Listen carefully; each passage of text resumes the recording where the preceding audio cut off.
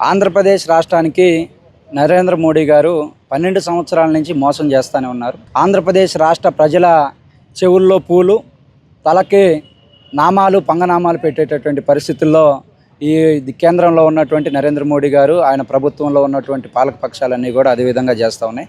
తిరుపతి వెంకన్న సాక్షిగా ప్రత్యేక హోదా, విభజన హామీలు నెరవేరుస్తామని చెప్పారు.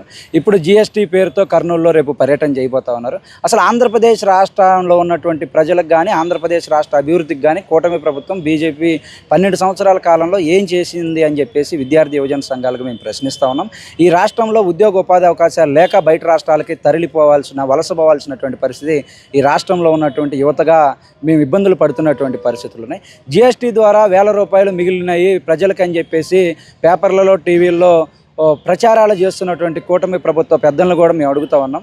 జీఎస్టీలో మిగిలినవి అని చెప్పేసి మీరు సభలు పెడతా ఉన్నారు, కానీ ఆంధ్రప్రదేశ్ రాష్ట్రానికి బీజేపీ కానీ, బీజేపీలో అంతర్భాగంగా ఉన్నటువంటి కూటమిలో అంతర్భాగంగా ఉన్నటువంటి టీడీపీ ప్రభుత్వం కానీ ఆంధ్రప్రదేశ్ రాష్ట్రానికి కేంద్రం నుంచి ఎంత నిధులు తీసుకొని వచ్చింది, ఏ ప్రాజెక్టులు తీసుకొని వచ్చింది, కేంద్ర ప్రభుత్వం ఈ రాష్ట్రంలో రాష్ట్ర సమగ్ర అభివృద్ధికి కానీ, అమరావతి రాజధానికి కానీ, ఇక్కడ ఉన్నటువంటి 26 జిల్లాల సమగ్ర అభివృద్ధికి ఏ విధంగా నిధులు కేటాయిస్తుంది, అన్ని విషయాలు తెలియజేసేటటువంటి దమ్ము ధైర్యం కూటమి ప్రభుత్వానికి కానీ, ముఖ్యమంత్రికి కానీ ఉందా అని చెప్పేసి మేము ప్రశ్నిస్తూ ఉన్నాం.